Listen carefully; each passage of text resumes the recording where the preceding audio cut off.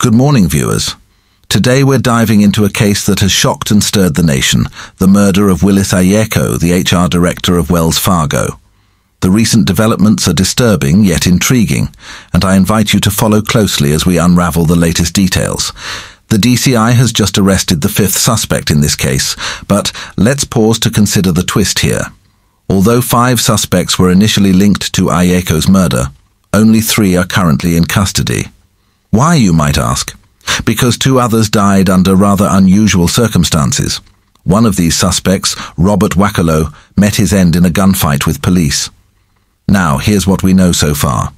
This latest arrest was of Frederick Otieno, a motorcycle rider apprehended in Kisumu on Monday. Otieno is alleged to have played a key role in transporting Victor Uma, known by his alias Cisco, to the location where Ayeko was abducted.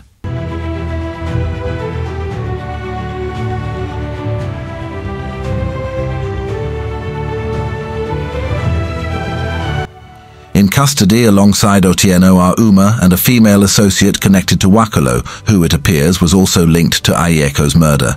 But here's where things take an unsettling turn. Just a day before Otieno's arrest, Wakolo, the 4th suspect and the brother of Uma, was gunned down in Kisumu. This wasn't an ordinary encounter. Wakolo, driving a Toyota Axio, registration KDN 948B, had evaded an earlier police ambush at Ada Farm in Siaya. When officers from Wagai police station flagged him down rather than complying, he chose to open fire on them. He then fled, speeding off toward Luanda. The chase ended at Ada Farm, where his vehicle finally crashed. Police moved in and engaged him in a gunfight. During this chaotic moment, Wakolo's female associate was apprehended.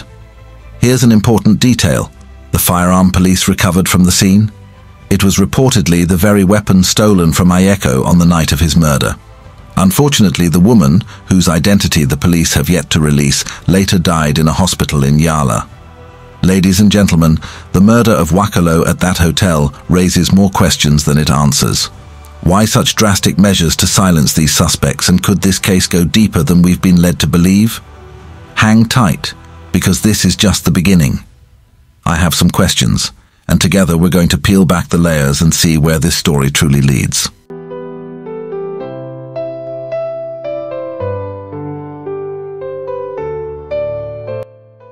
Ladies and gentlemen, tonight we're diving into something deeply troubling. A series of questions and events surrounding the murder of Wells Fargo HR Director Willis Ayeko and the related killings of key suspects. As these details unfold, more questions arise, unsettling questions that hint at layers beneath the surface. Let's take this step by step. Our first burning question. Why has the police refused to disclose the identity of the woman who was taken to the hospital, only to die shortly afterward? You see, when reports emerged that this woman was seriously injured in a shootout with police, the media, Citizen TV's Stephen Letou, Nation Media, our very own Jennifer Harrison from Life Lens TV, all rushed to the hospital, and what happened? They were denied access. DCI agents blocked the entrance, keeping us from seeing her face, from confirming her identity, even from witnessing her condition. Now, why would they do this? Why hide the identity of a suspect who is already in custody, already injured, already under control? After her death, there was no further information on where her body went, nor any confirmation about where she was taken. Just silence. And the same goes for Robert Wakolo, another key figure in this investigation, whose face was also kept from the public eye. The police clearly didn't want their identities revealed. But why? Now, let's talk about Wakolo himself. This was no ordinary man. He was a suspect police labeled dangerous after a shootout in Siaya, where he managed to escape an ambush despite heavy police presence. This isn't someone who would be taken down easily. And yet, according to the Nyanza Police Commander Patrick Tito, they found him in a Kisumu hotel room, went in, and, just like that, he was dead. But let's look at the story Tito gave us. When the police arrived at the hotel, the caretaker reportedly led them to Wakolo's room. They knocked, and they heard the unmistakable sound of a gun being cocked. Supposedly, the police then forced their way in, and somehow they were quick enough to gun down Wakolo. Does that sit right with you? Think about it. Wakolo, a man who'd evaded police in a car chase and engaged them in a shootout, suddenly goes down that easily. The room was locked from the inside. Hotel doors aren't easy to break down quickly. They're solid, designed for security. And yet, the police claim they were able to force entry, outmaneuver Wakolo, and shoot him before he got off a single round. This is the same man who was able to fend off multiple police officers before. How could he have been overpowered so swiftly, especially if he was as prepared as they say? Let's be real. If Wakolo had truly cocked his gun and was ready to shoot, wouldn't he have fired first? The first shot would have likely come from the person inside with a locked door between him and his pursuers. Even an amateur with a cocked gun would have an advantage. This whole scenario just doesn't add up. If Wakolo was really planning to engage, he wouldn't have gone down so easily. Now, here's the thing. Lifelens TV believes that Wakolo might have surrendered, only to be executed afterward for reasons we don't yet know. And the silence surrounding these deaths, these missing pieces, it hints at something deeper. Why would the police go to such lengths to silence key suspects? Willis Ayeko was investigating a significant financial scandal involving lost millions in Wells Fargo. He was close, very close, to uncovering the culprits. In fact, he and his team had already identified 2 names within Wells Fargo tied to these missing funds. Now, if Ayeko was getting too close, wouldn't that have made some very powerful people uneasy? What if someone within the system had a hand in this? What if Ayeko's death, and now the silence of those suspected to be involved, was intended to bury something bigger?